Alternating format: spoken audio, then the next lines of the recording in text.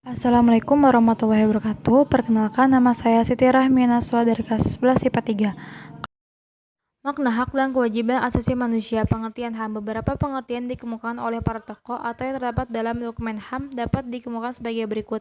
Menurut John Locke, hak asasi manusia adalah hak yang dibawa sejak lahir yang secara kodrati melekat pada setiap manusia dan tidak dapat diganggu-gugat.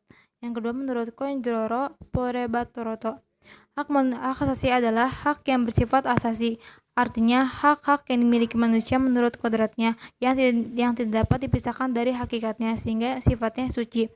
Menurut UU Nomor 39 Tahun 1999 tentang hak asasi manusia adalah seperangkat hak yang melekat pada hakikat yang keberadaan manusia sebagai makhluk Tuhan yang Maha Esa dan merupakan anugerahnya yang dapat dihormati, dijunjung tinggi, dan dilindungi oleh negara, hukum, pemerintah, dan setiap orang demi kehormatan serta perlindungan harkat dan martabat manusia. Macam-macam hak asasi. Hak-hak asasi manusia mencakup beberapa bidang berikut. Yang pertama, hak asasi pribadi. Yang kedua, hak asasi ekonomi. Yang ketiga, hak asasi politik. Yang keempat, hak asasi untuk mendapatkan perlakuan yang sama dalam hukum dan pemerintahan. Yang kelima, hak asasi sosial dan kebudayaan. Yang keenam, hak asasi manusia untuk mendapatkan perlakuan tata cara, pengadilan, dan perlindungan.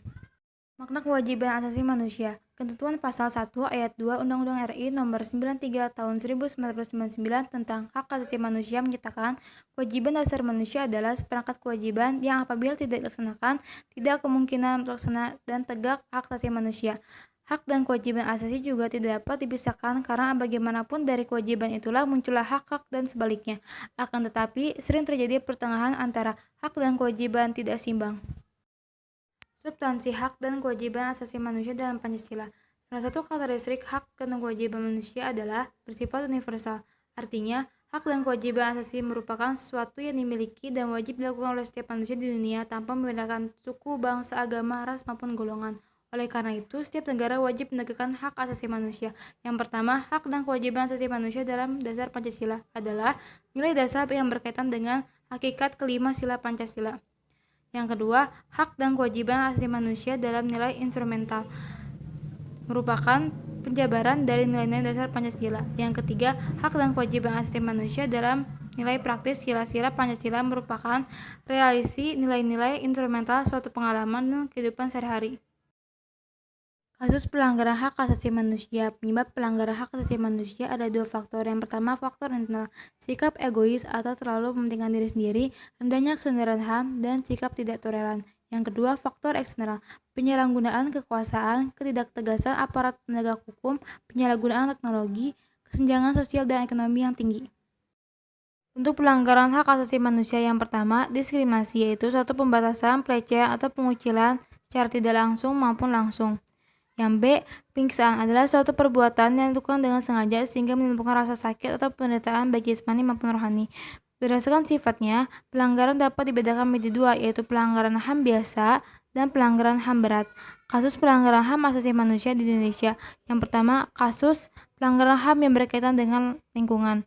Kasus penyeberangan Laut Timor, pembakaran hutan di Jambi dan Riau. Contoh kasus pelanggaran HAM berat di Indonesia. Kerusuhan Tanjung Priuk pada tanggal 12 September 1984, penyebutan kantor Partai Demokrasi Indonesia tanggal 27 Juli 1996, penembakan manusia Universitas Trisakti pada tanggal 12 Mei 1998. Upaya penegakan HAM di Indonesia. Yang pertama, pembentukan Komisi Nasional Hak Asasi Manusia Komnas HAM. 2. Pembentukan Instrumen HAM. Yang ketiga, pembentukan Pengadilan HAM. Upaya penanganan kasus pelanggaran hak asasi manusia.